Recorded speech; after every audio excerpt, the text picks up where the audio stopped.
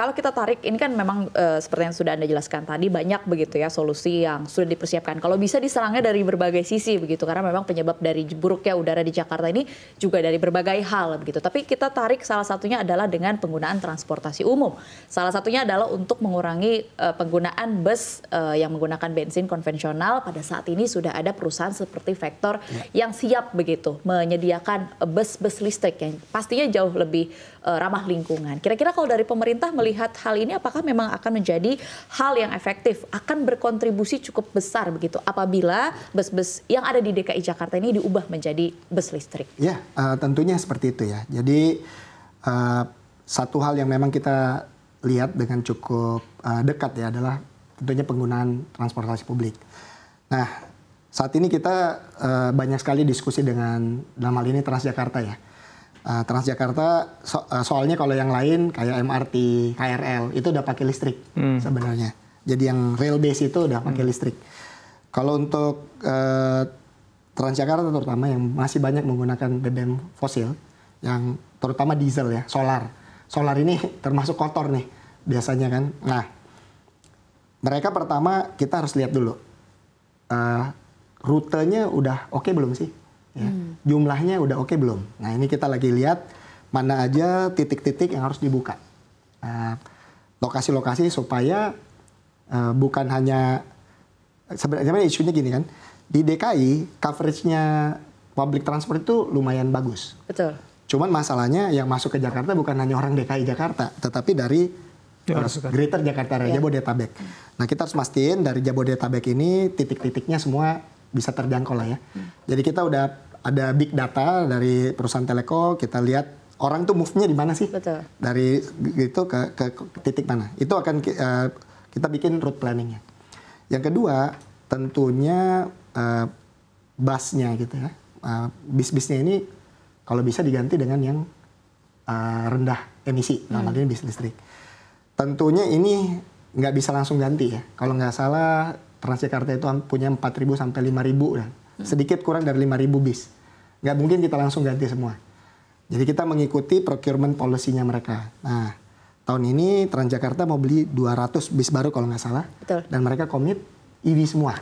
Nah ini. Oke. Jadi untuk itu pelan-pelan kita pastikan. Tapi yang seperti disampaikan Pak Gilarsi, kita harus bisa membuktikan bahwa cost per kilometernya itu sama atau kalau bisa malah lebih murah.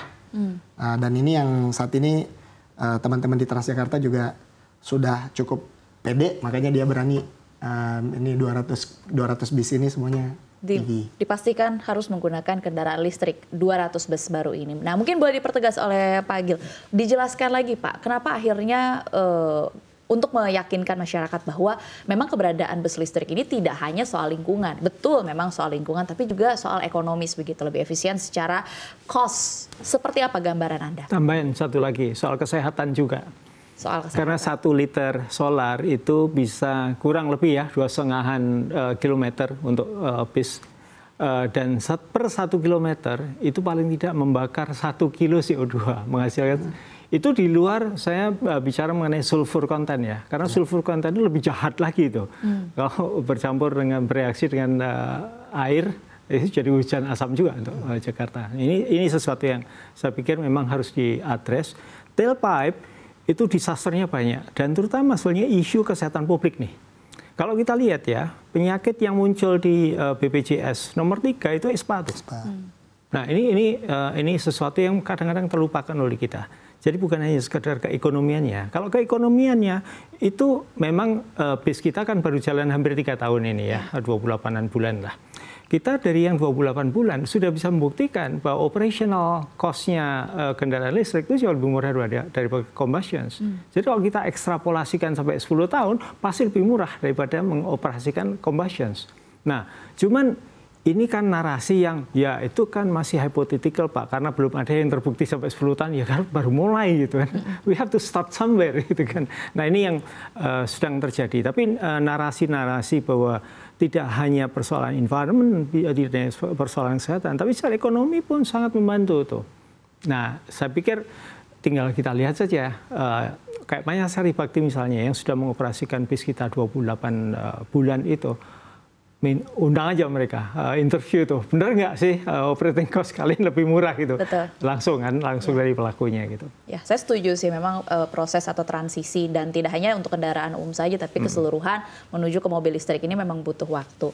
Pak Agil, saya ingin mempertegas begitu, berarti selama ini yang ditemui oleh Vector untuk mendorong penggunaan bus listrik, salah satunya apakah adalah regulasi juga begitu, atau sistem administrasi? Yes. Seperti betul. apa, Pak? Betul. Jadi ketika kita memperkenalkan bis listrik Indonesia tahun 2018, itu regulasinya belum ada. Mereka bahkan melihat waktu dalam expo kita di Bali, melihat ya udah yuk Jakarta kita coba uji cobakan. Untuk punya STNK saja kita belum tahu caranya. Ya. Jadi harus dibuat dulu payungnya, regulasinya, kemudian pengujiannya seperti apa. Pada saat pengujian pun kebingungan itu muncul. Ini kategorinya CC-nya berapa ya? Betul. Nah, ini sesuatu yang juga agak membutuhkan waktu, edukasi sekaligus adjustment terhadap regulasi yang sedang berjalan gitu. Nah, itu yang butuh waktu yang sangat panjang. Baru tahun 2019 mobil kita itu punya bis kita setahun lebih punya SNK. Nah, setelah punya SNK barulah bisa dicoba gitu kan. Nah, setelah dicoba orang punya jadi experience pertamanya sopirnya, konektor atau kemudian penumpangnya. Mereka punya experience yang baik mengenai oh iya ya ternyata bagus. Lebih familiar begitu ya Pak. Correct. Nah, setelah itu baru ketika aha momennya itu terjadi, baru adoptions di sininya sudah mulai terjadi tuh. Nah, jadi saya rasa sih asal kita konsisten dengan apa yang kita lakukan, regulator juga memberikan dukungan. So far terhadap BIS, regulator memberikan dukungan yang sangat baik. Hanya regulator yang belum memberikan dukungan yang baik adalah kita itu ditandingkan dengan BBM yang bersubsidi. Nah itu yang menurut saya itu nggak fair tuh gitu. Oke.